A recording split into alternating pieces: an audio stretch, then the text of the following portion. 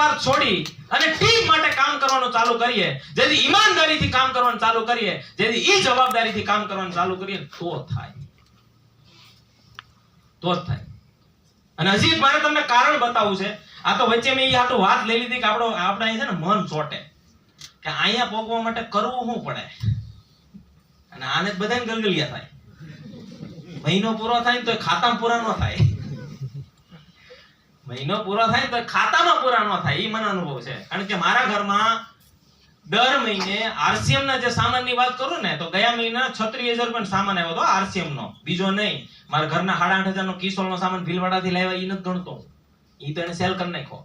હું મારા પોતાનો મારા નાના ભાઈની આટલું 2 સૂટ લાવ્યો, એ નથી ગણતો હું.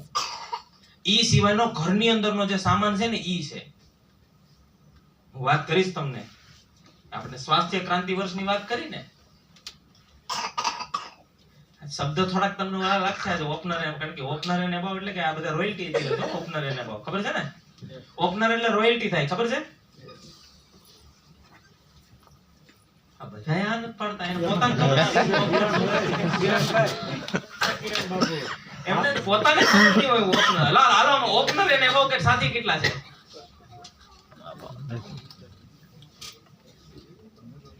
ભાઈઓને ખબર છે, એમાં થોડા ઘણા ભાઈઓને ખબર નથી, અને બહેનોને હાવ ખબર નથી, કઈક અને બહેનોને ખબર નથી ને દિલીપભાઈ, એટલે જ હલતું નથી. ભલે ખબર બહેનો લોજિક હોય ને. અમારું જે લેવલ આવ્યા ને, એક જ વસ્તુ મને કે આ કેદી આવશે? મેં કીધું આટલું કરવાથી મેં કીધું એટલું ટર્નઓવર આવે ને તો આ લેવલ આવી જાય. તો કે હા, કે આપણે લાવવાનું છે, કે ભલે કાંઈ કરે નહીં, એક ફોન ન કરે, બાકી લાવવાનું છે, અને આવે હોતી. એવું છે. આપણને પિન ની જાણકારી નથી ને, આપણી પાસે લક્ષ્ય નથી. મારે ક્યાં પહોંચવાનું છે એ મને ખબર નથી, અને ક્યાં પહોંચવાનું છે એ મને ખબર નથી, તો હું કરીશ હું કરીશ નહીં, હું લેવા કરું કે નહીં. હવે અહીંયા હું જે વાત કરતો હતો કે અહીંયા 3 વર્ષ આપડા ફેલ ગયા, 4થે વર્ષ અહીંયા ના પડીને એટલે મને 4થે વર્ષ મને કે ઉપડો જાફરાવ ચાલો. આપણા આજની તારીખે 3 માળની દુકાન છે, એક ભાઈ છે, બીજી દુકાન એક ભાઈ સંભાળે છે, મોબાઈલ ની છે. એટલે ન્યાય ગયો એટલે સીધા દાદા, કારણ કે મારા બાપુજી ભેગો તો હું રહ્યો જ નથી, બેઠા ગયા. મને કે હાલે સવારમાં 6:30 દુકાન વી આવજે, સીધો બીજે દી. હા ને, કારણ કે ન્યા દિલીપભાઈ ઉપરનો જે માળ હતો ને આની કરતા 1.5 માળ હતો, અને વચ્ચે 1-2 દિવાલ. અને મને સાંભળે ઈ સમયની અંદર આ બીજું એસી છે ને, અહીંથી ઈ એસી થી લઈને આ ખૂણા સુધીમાં એટલો રૂમ તો લાડવાનો પીરો હોય, રૂમ ખુલ્લો. મતલબ ઈ સમયની અંદર હું ને ગયો એટલે મને કે સવારમાં 6:30 દુકાન વી આવજે. મેં કીધું વાંધો નહીં, જાય 2-4 દી તો આમને માયલું. એટલે મેં એક દી પૂછ્યું, મેં દાદા મને કામે હોલા લગાડ્યો, તો મને કે 3-4 વર્ષથી કરતો તો હું. મેં કીધું મજા ન આવી એટલે મૂકીને વી આવ્યો. કારણ કે મન જ ન લાગે, મન જ ન ચોટે તો શું કરવાનું? દાદા કામે હોલા લગાડ્યો. મને કે આપણને ખબર જ છે ને, આપણે વેપારી છીએ, પૈસા માટે કામ કરવાનું હોય. હવે મને સવાલ થયો, પૈસા હોલા કામ માં આપણી પાસે એટલા બધા છે, ખૂટે એમ જ નથી. હાથ પેથી ખાય તો ખૂટે એમ નથી. તો મેં કીધું કામે લગાડવાનું કારણ શું? મને કે જો ભાઈ, આપણે ઈ જે કઈ આપણને ખબર નથી, આજ ભલે જે ગમે હોય, પણ આવનારા સમયની અંદર તારી ઘરવાળી હોય, તારા મા બાપ હોય, કે તારા સંતાનો હોય, એને પૈસા માટે કોઈને આમ હાથ લાંબો કરવો પડે ને, ન કરવો પડે ને, એટલા માટે આજ આપણે મેદાનમાં ઉતરવું પડશે પૈસા કમાવા માટે. અને ઈ જ દિવસે લખી નાખ્યું કે આપણે પૈસા કમાવાનો જે ખેલ છે ને, ઈ 5 જ વર્ષનો. ઈ પછી પૈસા માટે કામ કરવાનું નથી થતું. પછી આમાં હોય તો ભલે, અને આરસીએમ માં આપણી આ જ પોઝિશન છે. અને અહીંયા 3 વર્ષ ફેલ ગયા, એમ આરસીએમ માં 3 વર્ષ મારા ફેલ ગયા. હો, હું વાત કરી દઉં ને, 3 વર્ષ એની અંદર કાઢ નાખ્યા, 3 વર્ષ મારા એની અંદર ફેલ ગયા. અહીંયા નક્કી થઈ ગયું કે 5 વર્ષનો ખેલ છે, અને પૈસા માટે 5 વર્ષ કામ કરવાનું છે. પૈસા કમાવા માટે 50-60 વર્ષ ગધા મજૂરી ન કરાય. આનો મતલબ ઈ થાય, ચાહે આરસીએમ ની વાત કરું તો ભલે, ચાહે ધંધાની વાત કરું તો ભલે, પ્રકૃતિ આપે છે જો તમે માંગવા માટે તૈયાર હોય તો. અને જો તમે માંગવા માટે તૈયાર છો તો તમારું પ્રકૃતિ સાથેનું એલાઇનમેન્ટ હોવું જરૂરી છે. સમજાય છે? મારા શબ્દો પકડાય તમને? પ્રકૃતિ સાથે તમારું એલાઇનમેન્ટ હોવું જરૂરી છે. જો તમારું એલાઇનમેન્ટ જરૂરી બેલેન્સમાં નથી તો તમે કદાચ ગમે એટલું માંગો તો પ્રકૃતિ તમને આપે નહીં. પ્રકૃતિ સાથેનું એલાઇનમેન્ટ એટલે શું? મારી કથની ને કરની એક છે. હું નિખાલસ છું. મારામાં સ્વાર્થ વૃત્તિ હોવી ન જોઈએ.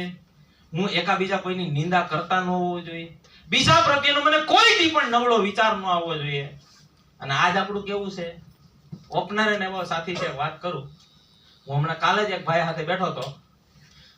હું ગયો એટલે એ ભાઈ ફોન કરવાનું ચાલુ કર્યું. મેં કીધું કેમ? મને કે કાંઈ નહીં, તમે બાજુમાં આવ્યા છે, બેસા જણાને બોલાવું ને. એટલે એને 5 ને ફોન કર્યા શિરીષભાઈ. એમાંથી 2 ફોન ન ઉપાડ્યા, 3 ઉપાડ્યા. એમાંથી 1 હાજર હતા, 2 હાજર નતા. 2 ફોન ન ઉપાડ્યા. ન ઉપાડ્યા ને એટલે પહેલા તો આવડી મોટી હોપડાવી એને. હાલો કે ટાણે જ ફોન ન ઉપાડી કે હા તો ક્યાં ફોન ગુડ્યો છે ને એવું એમ ઘડીક તો. એટલે મેં એને કીધું, મેં કીધું ભાઈ તમને ખબર છે? મેં કીધું એને ફોન નથી ઉપાડ્યો, તમને ખબર છે? મેં કીધું માણસ કઈ પોઝિશનમાં છે, કઈ પરિસ્થિતિમાં છે, ક્યાં છે એ ખબર છે તમને? તો જાણ્યા કરવા વગરના તમે કેમ એને કયો છો?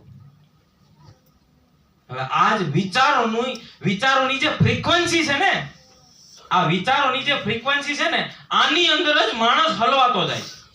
પોતાના વિચારો, પોતાના શબ્દો આજ પોતે વાવેલા છે. આજ છેલ્લા 42 મહિનાની અંદર લગભગ 25 થી વધારે વખત મેં માઇન્ડ પાવરના દિનેશભાઈના પ્રોગ્રામ કર્યા. એકવાર દિનેશભાઈ માટે હું જોરદાર તાળી મારું. જો કાલ હવારે સાંભળવો હોય તો કોસંબા આવી જજો. બરાબર ને દિલીપભાઈ? કાલ હવારે એને સાંભળવો હોય તો કોસંબા આવી જજો. અહીંથી ઓરું જ છે 50 કિલોમીટર અહીંથી લગભગ. હું 500 કિલોમીટર આવતો હે 35 જ છે તો એની કરતા ઓરું. 25 માઇન્ડ પાવરના પ્રોગ્રામ છેલ્લા 42 મહિનામાં મેં કર્યા. અને 25 મહિનાની અંદર હું એક વસ્તુ શીખ્યો. મને એવું કહેવામાં આવ્યું હતું કે બોલતા પહેલા તો વિચારો, પણ વિચારતા પહેલા વિચારવાનું રાખો. આજ તમારા શબ્દો છે ને એ બ્રહ્મ છે. આજ હું એટલે કહું છું કે જો તમે પ્રકૃતિની સાથે બેલેન્સમાં છો તો પ્રકૃતિ તમને મદદ કરે.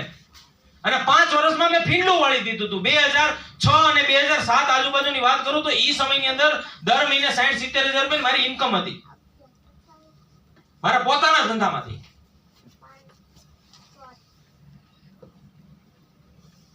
વાત કરું 18 વર્ષ પહેલાની. અને આ દોડ એટલા માટે હતી ને કે મારા માટેનું વિઝન ક્લિયર થઈ ગયું.